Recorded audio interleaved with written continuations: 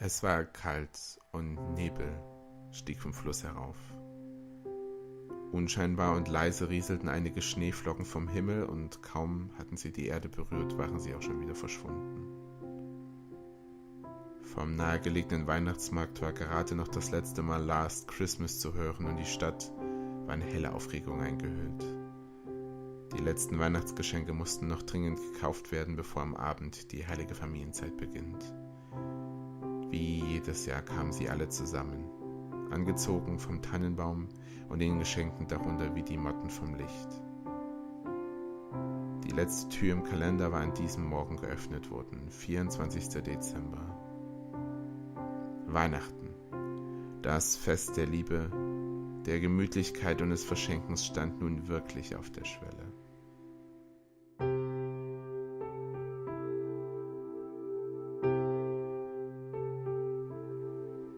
Unscheinbar auf einer Parkbank irgendwo dazwischen saß er, Stanislav.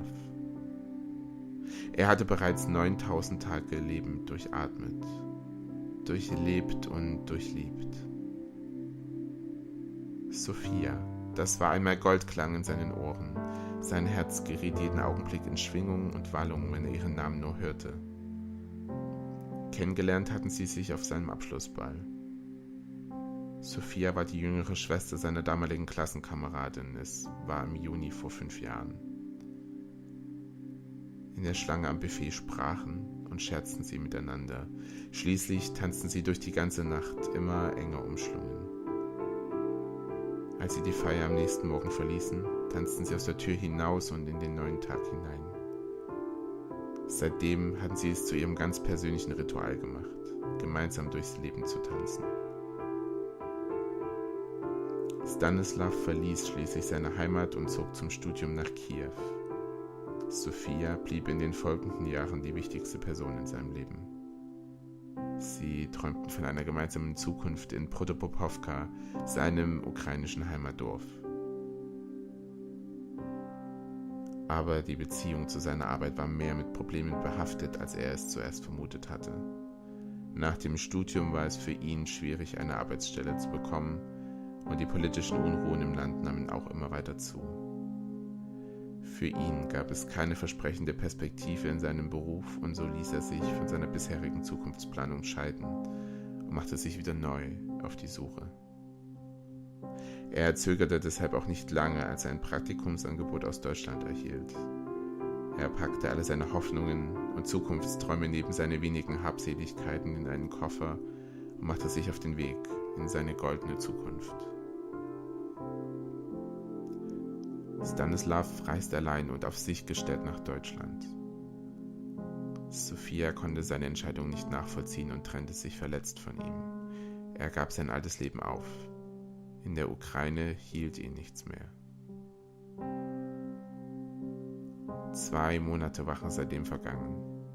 Das Praktikum stellte sich als ein verklimmendes Hoffnungsfeuer heraus, da seine Arbeitsstelle ihn nach 4 Wochen nicht weiter anstellen konnte. Als er dann schließlich einige Tage vor Praktikumsende bestohlen wurde und alle seine Dokumente verschwunden waren, zerbrach sein hoffnungsvolles Universum in 10.000 Einzelteile. Ohne Identität, ohne Geld und mit nur wenigen Habseligkeiten stand er nun auf der Straße.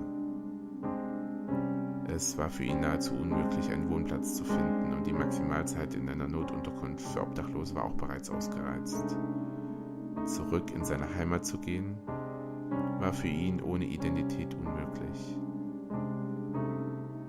So richtete er seine neue Bleibe auf einer Bank am Rande der Stadt ein. Hier wollte er die Nacht durchleben, in der Hoffnung, dass am nächsten Morgen alles besser würde. Vom nahegelegenen Kirchturm waren die Glocken zu hören und die Menschenmassen machten sich, beflügelt von der Weihnachtsbotschaft der Engel, auf den Weg nach Hause in ihre warmen Wohnzimmer. Stanislav wurde nicht bemerkt. Er saß auf seiner Bank einfach zu weit weg und zu unscheinbar. Die Nacht breitete sich aus und die Kälte eroberte auch den letzten Winkel der Stadt. Die heilige Nacht war nun endlich da. Und es war wirklich eine stille Nacht. Alles aß, beschenkte sich und schlief friedlich, einsam, wachte nur Stanislav über die Geschehnisse in der Stadt. Schlaf in himmlischer Ruhe. Schlaf in himmlischer Ruhe.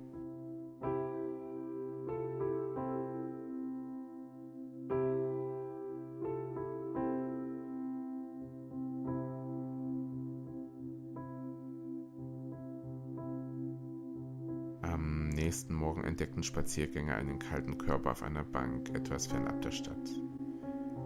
Jedes Jahr am Weihnachtsmorgen war dies ihre Runde, um die Stille zu genießen. Aber heute war es anders. Die unschuldige Stille wurde unterbrochen von ihm.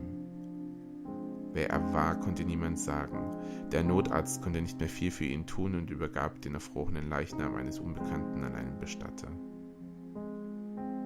Jegliche Dokumente, die auf die Identität des Unbekannten hätten schließen lassen, fehlten.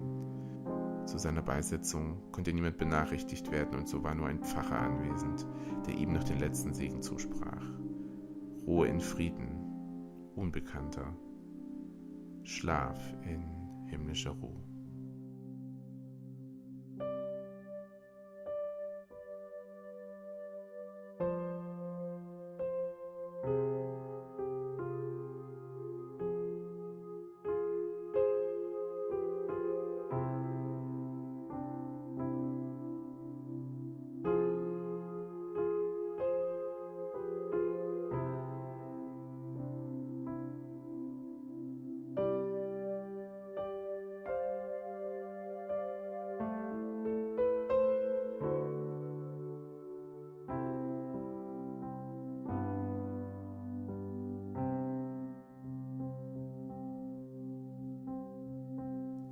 Es ist wieder kalt und auch der Nebel verfängt sich wieder in den Bäumen über dem Wasser. Unscheinbar und leise rieseln einige Schneeflocken vom Himmel und kaum haben sie die Erde berührt, sind sie auch schon wieder verschwunden. Seit jener stillen Nacht ist viel Zeit vergangen. In den kommenden Jahren blieb an Weihnachten in Protopopowka stets ein Platz am Tisch unbesetzt. Was aus Stanislav geworden ist, hat nie jemand erfahren. Vermisst wurde er, der Unbekannte, aber so lang, bis niemand mehr lebte, der eins von ihm wusste. Und wer genau hinhörte, bemerkte, wie seit jener Unglücksnacht ein neues Lied angestimmt wurde. Stille Nacht, heilige Nacht. Alles feiert, einsam wacht nur der Vergessene auf seiner Bahre, armer Knabe mit lockigem Haar. Schlaf in himmlischer Ruhe.